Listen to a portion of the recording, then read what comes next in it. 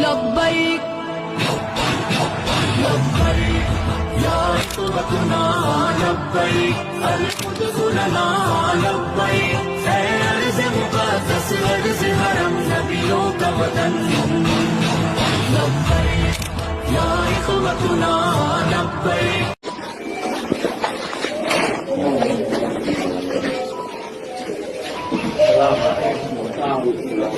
وعلیکم السلام ورحمۃ اللہ. اس کو میں بھی جانتا ہوں.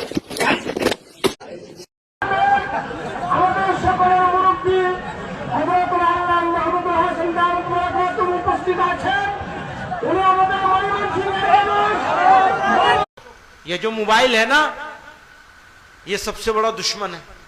اس دشمن سے پیچھا چھڑا لو. ضرورت بھر آپ اس کا استعمال کریں گے، لیکن ایسا نہ ہو جائے کہ یہ موبائل ہمیں استعمال کرنے.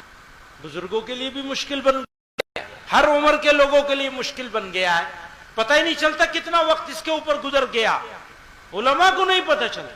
یہ بہت بڑی بلا ہے، بہت بڑی مصیبت ہے. جو حکم دے اسے اپنا. بھائی یہ فوٹو کیوں لے رہے ہیں آپ؟ میں منع کر رہا ہوں، سامنے بیٹھ کے فوٹو لے رہے ہیں. اٹھ جائیے یہاں سے. نالائق کہیں کے،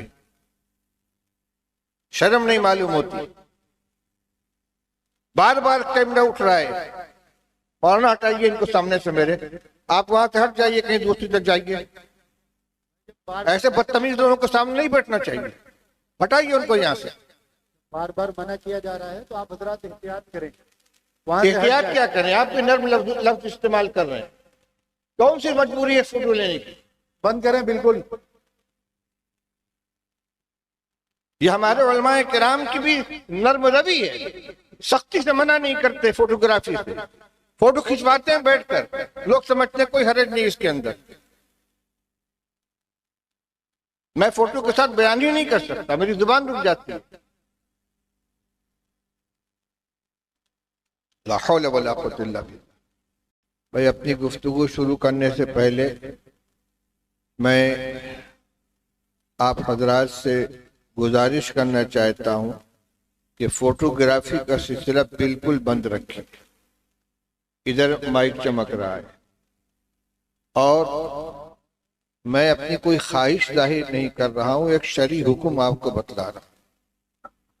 معلوم نہیں کیوں تصویر کشی کی قباحت اور اس کی شناعت لوگوں کے دل و دماغ سے اس طرح نکل گئی ہے کہ اب اس کو کوئی غلط کام سمجھا ہی نہیں جاتا.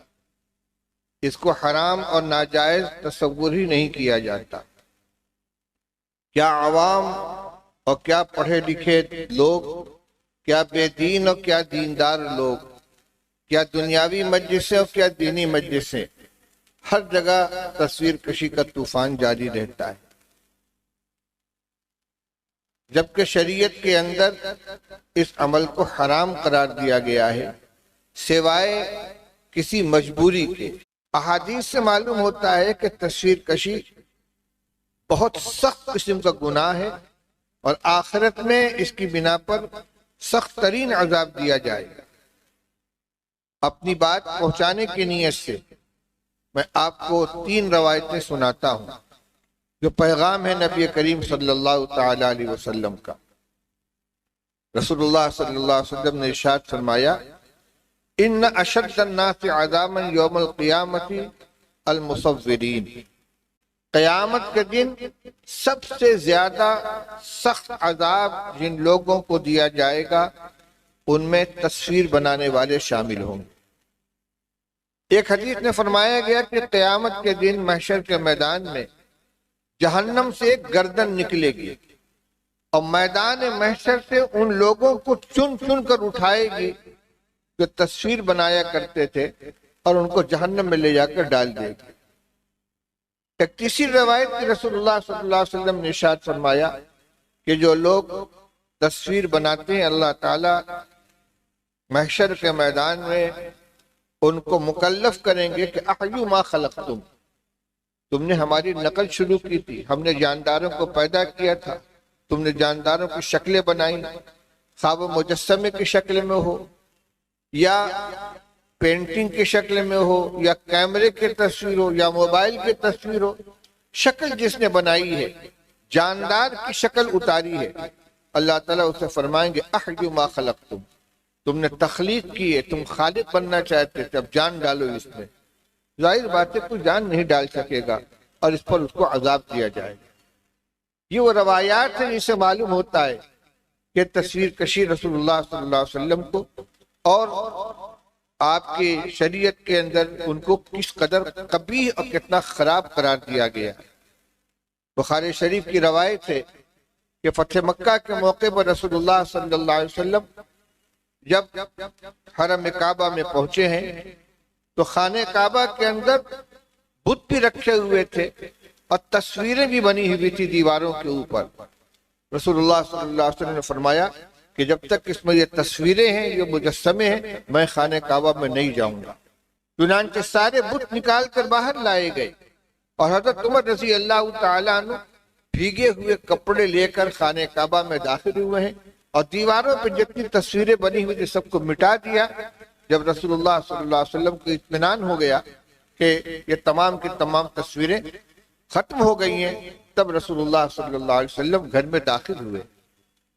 ایک مرتبہ نبی کریم صلی اللہ علیہ وسلم اپنے گھر تشریف لائے، حضرت عائشہ رضی اللہ تعالی عنہ کے حجرے کے دروازے پر آپ آئے، آ کر ٹھٹک کر کھڑے ہو گئے ناراضگی کے انداز سے۔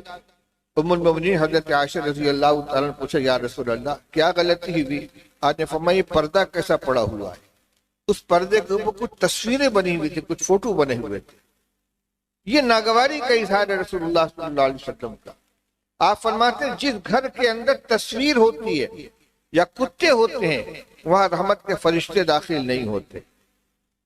جس تصویر کی بنیاد پر رحمت کے فرشتے گھر میں داخل نہیں ہوتے اس کو ہم اپنے ہاتھ سے بناتے ہیں، اپنے کیمروں میں محفوظ رکھتے ہیں اور نام لے رہے ہیں حضرت نبی کریم صلی اللہ علیہ وسلم کی عظمت کا، ان کی محبت کا، اور ان کے نام پہ ہم یہاں جمع ہوئے ہیں۔ میرے بھائیوں، میرے بزرگوں، یہ کوئی میرا مسئلہ نہیں ہے، نہ کسی عالم کا نہ کسی مدرسے کی تجویز ہے، یہ فرمان ہے نبی کریم صلی اللہ تعالی علیہ وسلم کا۔ اگر آپ کے فرمان کی عظمت اور اس کی اہمیت آپ کے دل کے اندر ہے تو عزم کر لیں کہ ہم تصویر کشی کو بالکل خیر بات کہیں گے اور یہ غلط کام ہرگز نہیں کریں گے۔